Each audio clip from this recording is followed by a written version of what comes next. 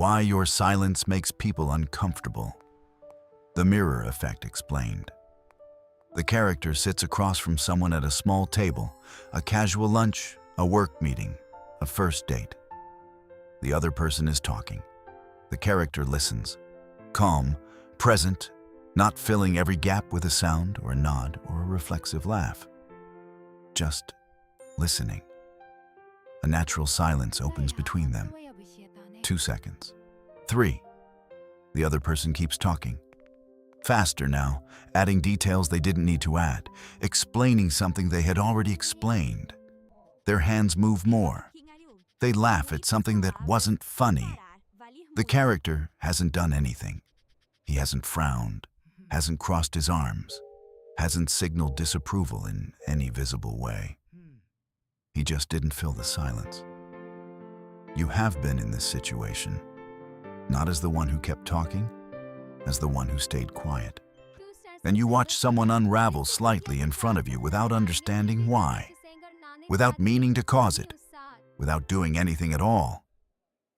You probably blamed yourself, thought you should have said more, thought you made them uncomfortable, thought something was wrong with you. Nothing was wrong with you. What was happening had a name. And once you understand it, you will never see silence or the people who can't survive it the same way again. This is the mirror effect. And it is one of the most powerful psychological phenomena hiding inside your most natural behavior. A mirror on a wall. Simple, clean, ordinary. The character walks past it and glances at his reflection, unbothered, just a glance. But another person walks past the same mirror and stops, stares, adjusts their hair, looks away, looks back, can't quite leave. Here is what the mirror effect is. When you stay silent in a social interaction, genuinely silent, not performing calm, but actually calm, you become a psychological mirror for the person across from you. You reflect back whatever they are carrying internally. Their anxiety, their guilt, their need for approval, their unresolved tension, their fear of being judged. You didn't put any of that there. It was already there.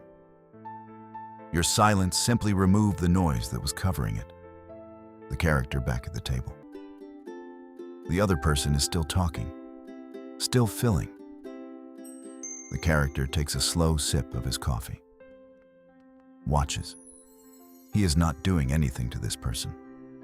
He is simply not rescuing them from themselves. Most social interactions function as a mutual noise agreement.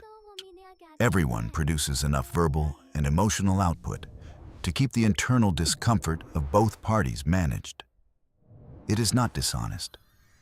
It is just how people survive being around each other when they are not entirely comfortable with themselves.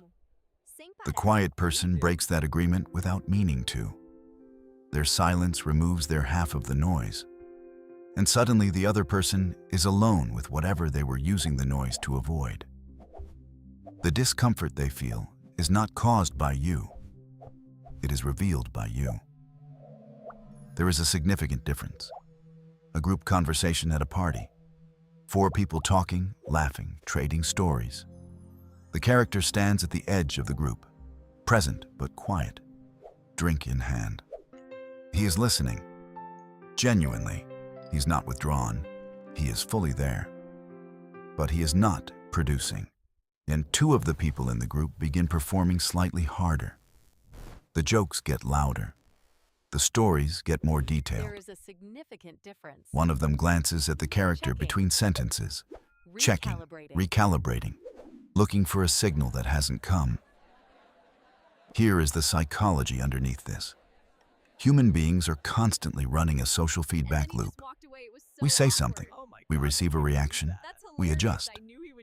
The reaction, the laugh, the nod, the reciprocal story tells us where we stand. It tells us we are okay, that we are being received well, that we are safe in this social environment. The character turns slightly to watch something across the room. He is not ignoring the group. He simply noticed something. The quiet observer disrupts this loop, not by withholding approval, but by simply not producing the automatic signals that the loop requires. No reflexive laugh, no performative interest, no social lubricant. And the people running the loop feel it immediately. The feedback they need isn't arriving. So they produce more, talk more, perform more, try harder to generate the response that isn't coming. They will later describe the character as intimidating, as hard to read, as someone they couldn't quite figure out. What they actually mean is, he didn't help me manage my own anxiety, and I didn't know I needed someone to do that until he didn't. The character in a one-on-one conversation, a colleague at work, confident, senior, used to commanding rooms. She's making a point, a strong point. She finishes, waits for the character's response. He doesn't respond immediately. 2 seconds. 3. He is thinking, actually thinking, not performing consideration. So not playing a game, just processing before speaking. She adds something to her point, unprompted, softens it slightly. The character still hasn't said anything. She adds something else. She has now said 3 times what she meant to say once. This is one of the most important things to understand about the mirror effect in direct conversation. Silence after a statement creates what psychologists call response expectancy, a window of unresolved tension that the human brain urgently wants to close. The person who made the statement feels that tension immediately. And if the listener doesn't close it quickly, the speaker will close it themselves. By talking more, by explaining further, by revealing things they hadn't planned to reveal. The character finally speaks. 1 sentence, precise. The colleague nods, recalibrates. The dynamic has shifted.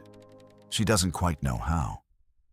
The quiet person didn't ask a single probing question, didn't challenge anything, didn't push. They just waited, and the other person handed them everything. Here is where most people misunderstand what the mirror effect says about them. The character walking alone down a street at night, hands in his pockets, thinking. Behind him, at a distance, the shapes of the conversations he has passed through today. The lunch, the meeting, the party, the colleague. Each one left something in him. None of them left him rattled. If your silence makes people uncomfortable, the automatic assumption is that you are doing something wrong, that you are cold, withholding, antisocial, that the discomfort you generate is a symptom of a social deficiency in you. This assumption has the causality exactly backwards. The discomfort that people feel around the quiet observer is not evidence of a problem in the observer. It is evidence of a problem in them. Specifically, their dependency on external noise to manage their internal state. The people who feel most uncomfortable in silence are the people who are least comfortable with themselves. The character stops at a corner. The city moves around him. He is still. You are not making them uncomfortable. You are simply not making them comfortable. And for people who have outsourced their emotional regulation to the reactions of others, that absence feels like an attack. It is not an attack. It is just silence. The discomfort belongs to them. You were never responsible for carrying it. A different scene. The character and a close friend, sitting outside somewhere quiet. Easy conversation, starting, stopping, breathing, resuming. Neither of them rushing to fill the gaps. Both of them comfortable in the pauses. The silence between sentences feels like part of the conversation, not a hole in it. This is the other side of the mirror effect that nobody talks about. The people who are not uncomfortable in your silence, the ones who can sit with you in a pause and feel no urgency to fill it, are telling you something precise about who they are. They are showing you that they are comfortable with themselves, that they don't need you to manage their inner world, that they can be present without performing. These people are rare, and the quiet observer finds them immediately, the way a tuning fork finds its frequency. The character and his friend laugh at something, genuine, unhurried. The kind of laugh that only happens when nobody is performing. Your silence is a filter. It removes the people who need noise to feel safe. Not because they are bad, but because they are not yet at peace with themselves. And it reveals, with remarkable clarity, the people who are. The ones who stay in the silence with you are the ones worth staying for. The character back where we started. The same small table, the same situation. Someone across from him, talking. But now we understand what is happening. The camera shows us both of them, and the dynamic is different when you know the mechanism. The character isn't doing anything to this person. He is simply being himself. Here is what you need to take from this. Stop apologizing for your silence. Stop trying to produce more noise to make other people comfortable. Stop interpreting their discomfort as evidence that you are wrong. You are not wrong. You are simply operating at a frequency that requires a certain kind of person to receive it. Not everyone can. Not everyone is supposed to. The character takes a slow breath. His expression is steady. Whatever the person across from him is feeling, he carries none of it. The mirror effect is not a power you chose. It is a consequence of being genuinely calm in a world where most people are not. It makes some people deeply uncomfortable. It makes the right people deeply at ease. Both of those outcomes are useful information.